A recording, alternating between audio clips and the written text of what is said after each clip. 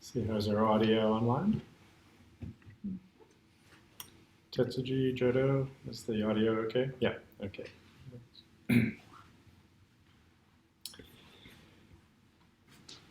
So our first day in our longest retreat that we're doing here at Willow Farm ever. We're getting into it really nicely. The absorption in the Zendo this morning has been really excellent. Very strong practice. I can feel it. I'm sure you all can too.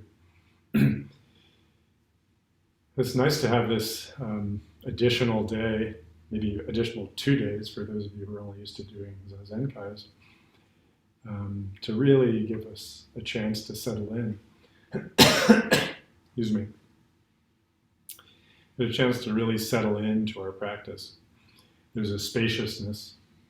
You can give yourself that. Be patient with yourself and give yourself the time and the support to really settle in. So I hope you feel that way. Our Ango theme has been about practicing non-knowing, self, other, and world, intimacy with self, other, and world. And in this 3-day session, we're going to bring our practice to a culmination. And so intensify the study of self, other, and world with non-knowing mind, not analytical mind or conceptual mind. When you're centered in your own awareness and not in the world of objects, you see right away that there is no separation between self, other, and world. And typically, habitually, we're actually centered outside of ourselves, not in our own center of awareness, not in our own present moment. It's something at a distance from that. And that's what produces all of our problems. So I want to say a little bit on this first day of our session about the allies and obstacles in session. Give my own maybe little twist to them with respect to our Ango theme. But I hope you'll take these as helpful guidance, pointers for doing the next 3 days, 2 days, 2 days, I guess, about from now that we have left. Take it as helpful pointers. Sorry, but this phone the keyboard now just popped up, so now I got to make it go away again. Let's get one of these buttons. That one? Yeah, that one. Okay, sorry. All right, so our allies and obstacles. But validate all of this for yourself. Okay, take it in as my pointers. But if you take it as received knowledge instead of experiential understanding, right, then that's the mind of knowing that you're taking it in with. And when you do this, then your allies might turn into obstacles. And maybe your obstacles will turn into allies. But if you really approach everything with the mind of non-knowing, what I say, is that true? Let me see. Then everything can be an ally. And there'll be no obstacles.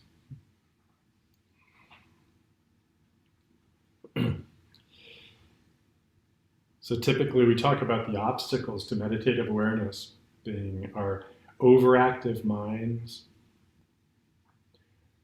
our tendency to take things personally, our expectations, our habits,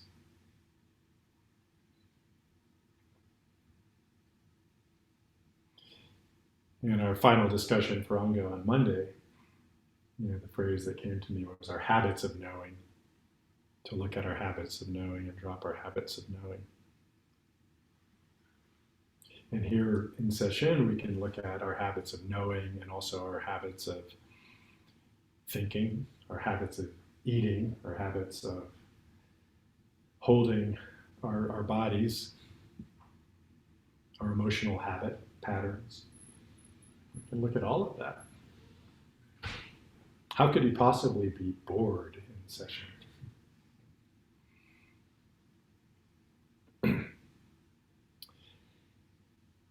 Master Hongzhi said, you must purify and heal all tendencies you have fabricated into apparent habits.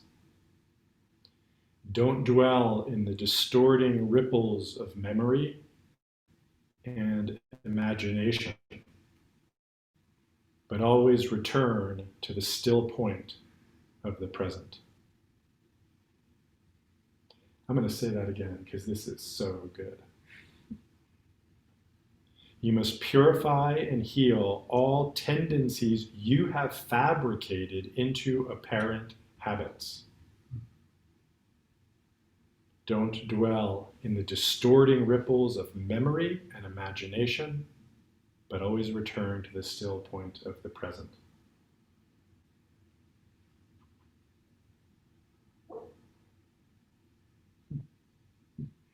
Apparent habits.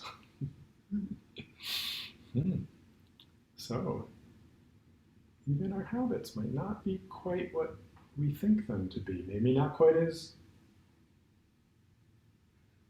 intractable.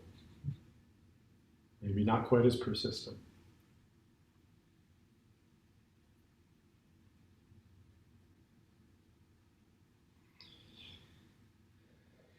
He says, basically, we're fabricating our tendencies into habits.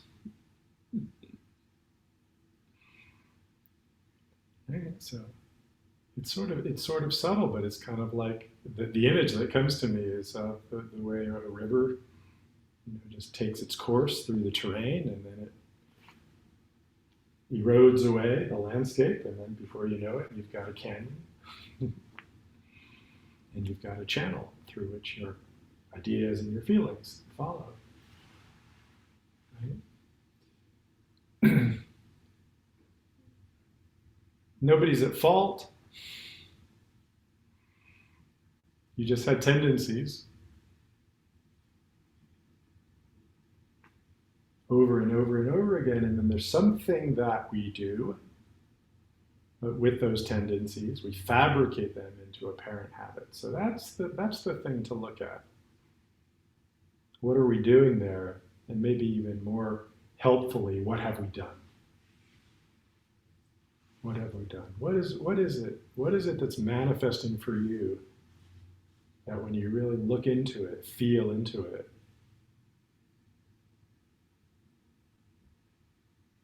you can see as something that you've just become comfortable with?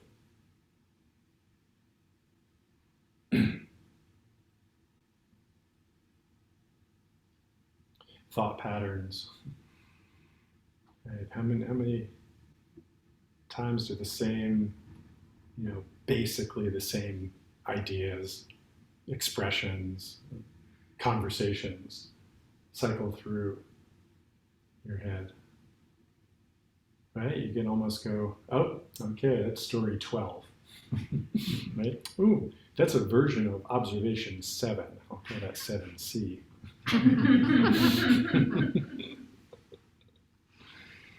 Right? I don't recommend you actually catalog things like this. Though some of us have a pattern that tends to do that. That's my 19A.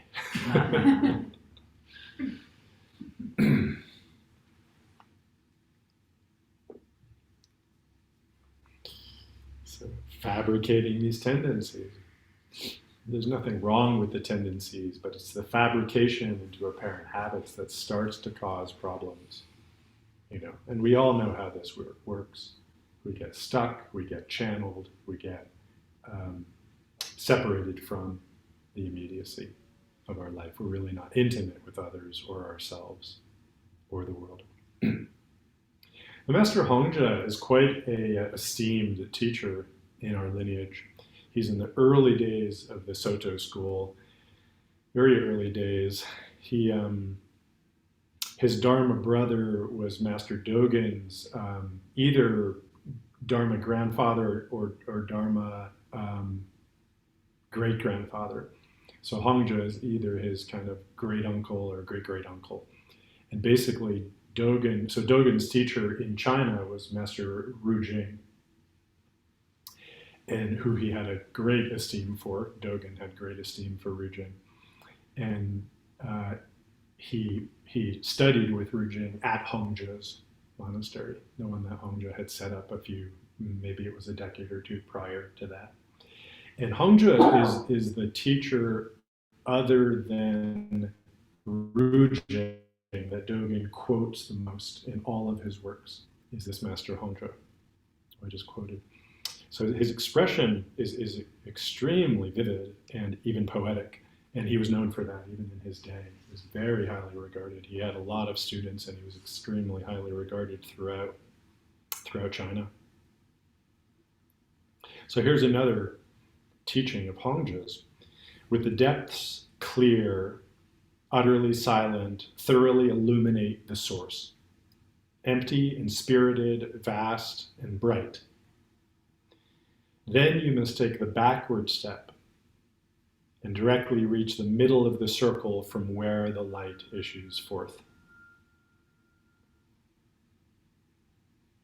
The backward step and reach the middle of the circle from where the light issues forth. There's no knowing in this place.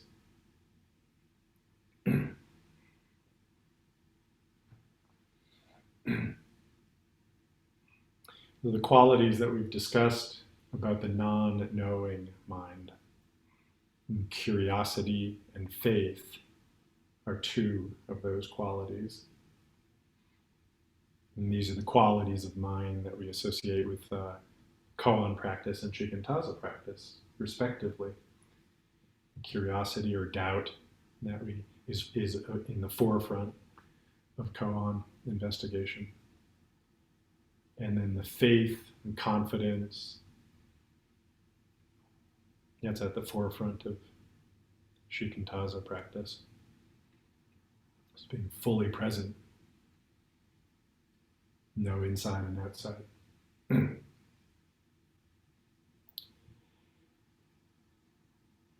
So when you take the backward step to the middle of the circle where the light issues forth, these aren't separate, distinguishable, even qualities of mind. It's one mind.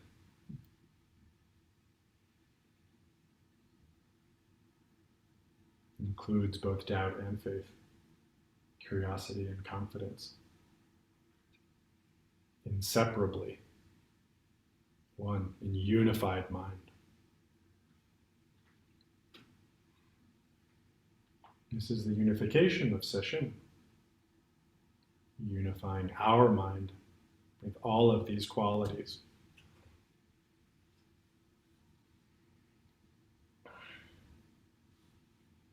And in doing this, we find ourselves unifying with others. Because like I started out saying, from this place, it's quite obvious that self, other, and world are one. It's quite obvious.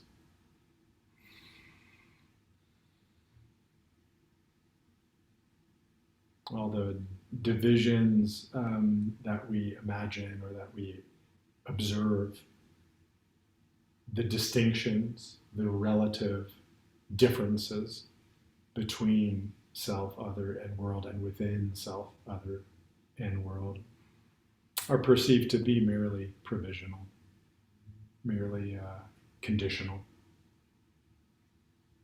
circumstantial, even. not fixed, not intrinsic, not essential. Ultimately, not dividing up the fundamental unity.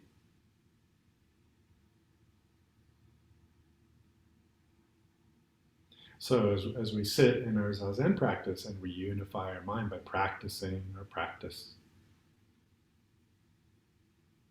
we find ourselves really becoming more whole. I know we've all had this experience. Aspects of ourselves that have been kept away, cordoned off, for whatever reason, become available. You know, it's not uncommon at all to access great sadness, great grief, great anger, potential, ideas, realizations, to access these in our Zazen. Not uncommon at all. And that is what we do. We just keep including that in. Everything.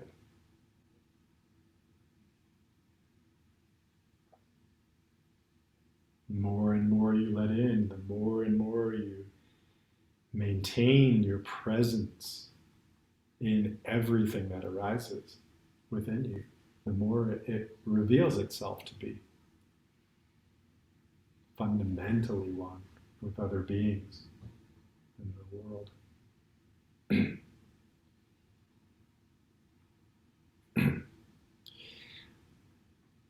Some of the resistances that come up in session: fear, impatience, boredom, fatigue. These are common, right? But these can become allies as soon as we notice them. They really can. To be fully present with whatever vivid, alive experience you're having, even if it doesn't feel very vivid or alive. It can be. The experience of boredom can be really deep and subtle and intimate.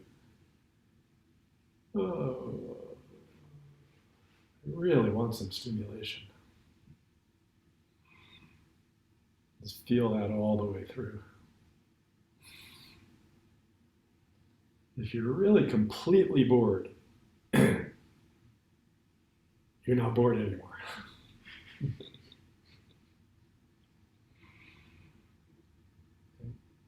If you're completely confused,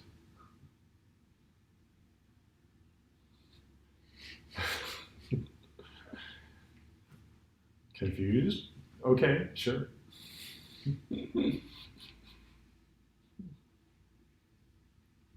No problem. Yeah, but we have these drives for comfort and pleasure, right? Let's be honest. We want to be comfortable and we want those pleasurable sensations. But it's really less than half of life, comfort and pleasure. It really helps to welcome discomfort and even pain, to welcome it. It's a good at least half of life. Unfortunately, maybe more than half, likewise. Right? So why would we cut out like more than half of our life with this insistence that we feel good and be comfortable? No, we don't want that. Everybody here is here because you don't want to do that at a deep level. So this is the place to become friends with the discomfort and the pain. This is it. If you do it here, you're doing it at the root, and then it's easy outside.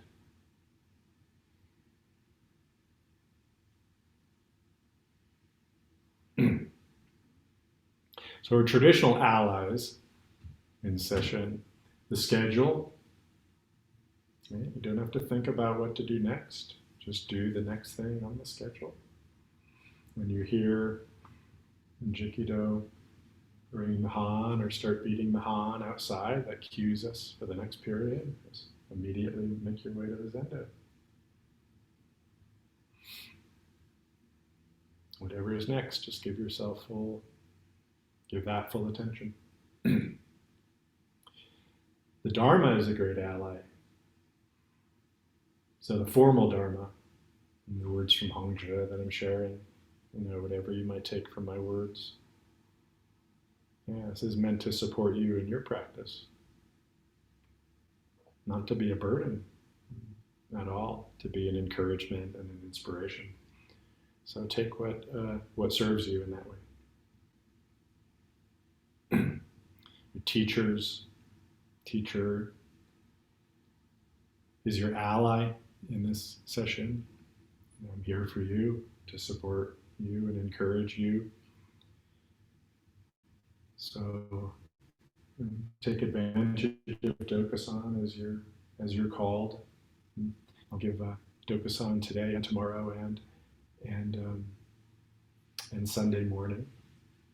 So you're welcome to come and see me. Those of you online, if you'd like to come to Dokusan, just go ahead and put it in the chat, and Jisha will pick it up and let me know, and we'll find a way to make that happen.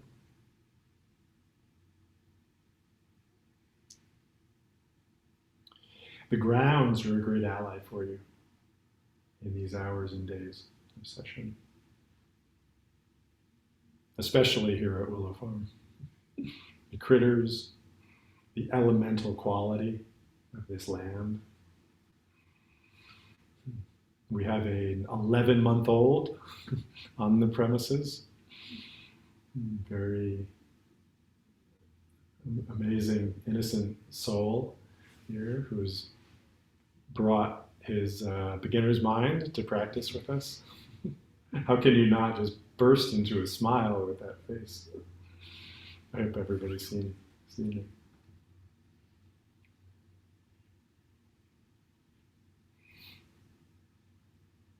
Yeah, so just be present with the grounds, right? During the rest periods, just observing, the birds, the trees, the wind.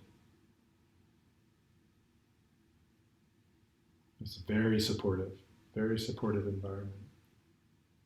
And we'll take care of it reciprocally.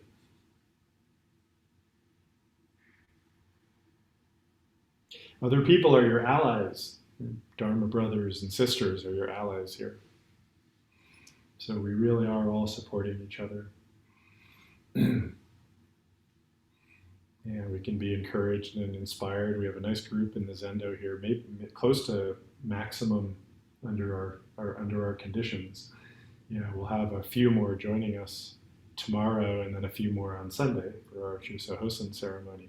So we're going to have some good ongoing practice support that we can all feel here. So we don't have to talk. In fact, it's better we don't. The support comes through in our nonverbal intensity and quality of our practice. We're picking up on that from each other, undoubtedly, directly. Yeah, so practice for yourself and practice for brothers and sisters in the room here.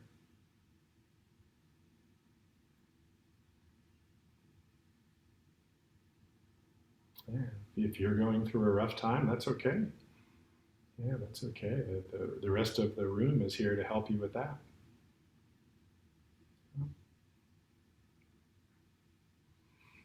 Yeah, but make sure not to go up into your head, judgments and concepts and verbality. All right, remember Hongzhi and the silent. What do you say?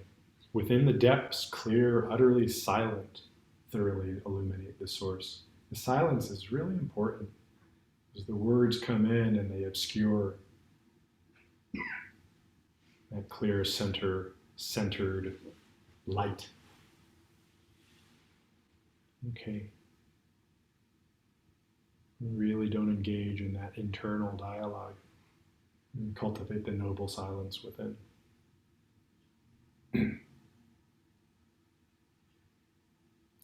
Your meticulousness is an ally. Okay. Really pay attention to every little thing.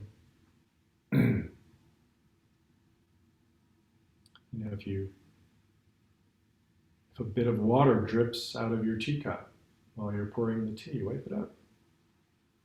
If a chair is out of place, put it back into place. Feel every step of kinhin, slow kinhin, fast kinhin.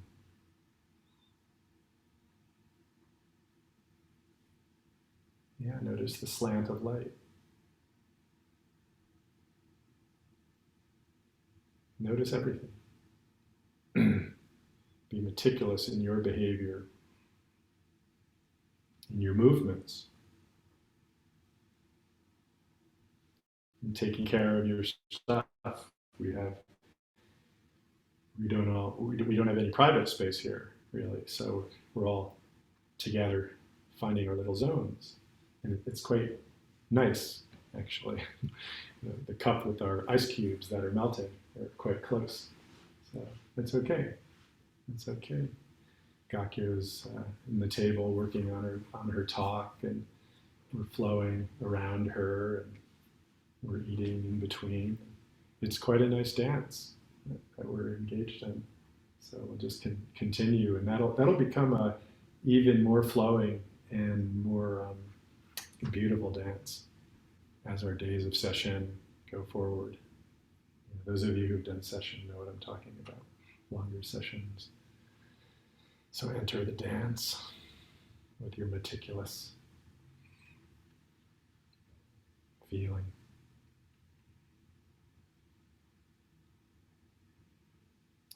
And finally, I want to encourage you to be patient. Okay, we do have some spaciousness here relative to, most of our experience with session, with these extra days and hours. So be patient with yourself. Practice in the way that we've talked about, in the way you know to practice. Don't push anything, don't force anything. You don't need to. You don't need to.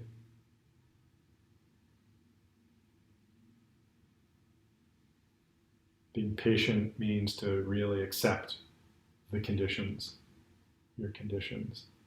It actually has that root of suffering, so just suffer. Which you could just say means experience. Just experience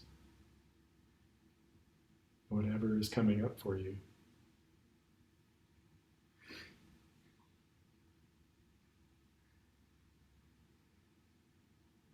You don't have to make anything happen. You don't have to generate any state, condition.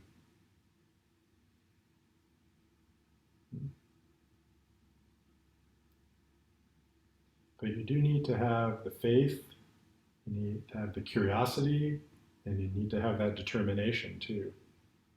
That energy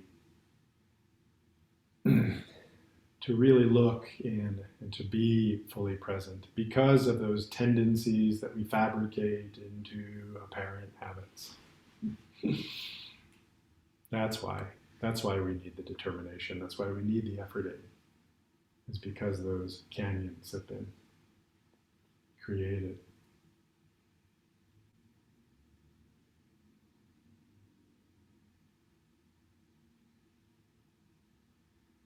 When we're patient in this way,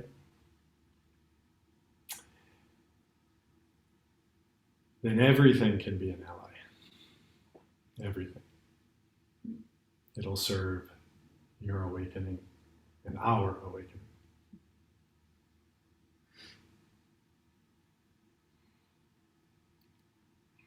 Okay, so we keep going. We've got a nice ways to go. Settle in.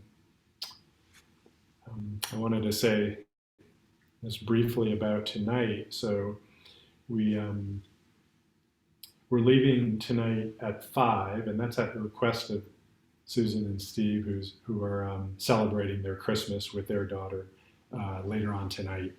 Their schedule is such, so that's why we pulled the schedule up, and we'll be out of here by 5. I thought to add a period of sitting, or I should say a block of sitting, a 2-period block of sitting virtually tonight. So we're going to add that in. It's optional in a sense because we haven't told anybody about it until now. So you might have other plans, but it's there for you, and I'd encourage you to jump in and join us virtually tonight, and then we'll also do it tomorrow night. Okay, and we'll give you some more details as we wrap up at the end of the day today. But just so you have a sense for that. Okay. Okay, so we can conclude with that for us.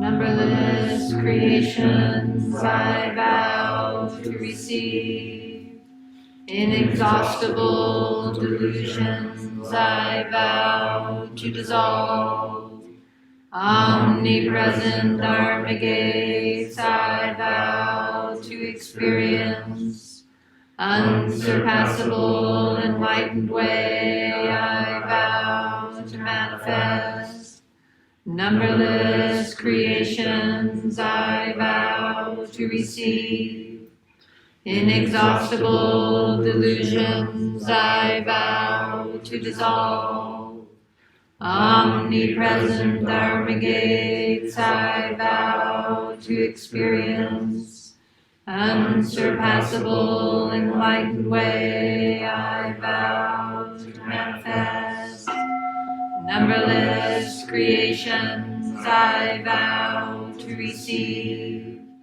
inexhaustible delusions I vow to dissolve, omnipresent Dharma gates I vow to experience, unsurpassable enlightened way I vow to manifest. Please stand for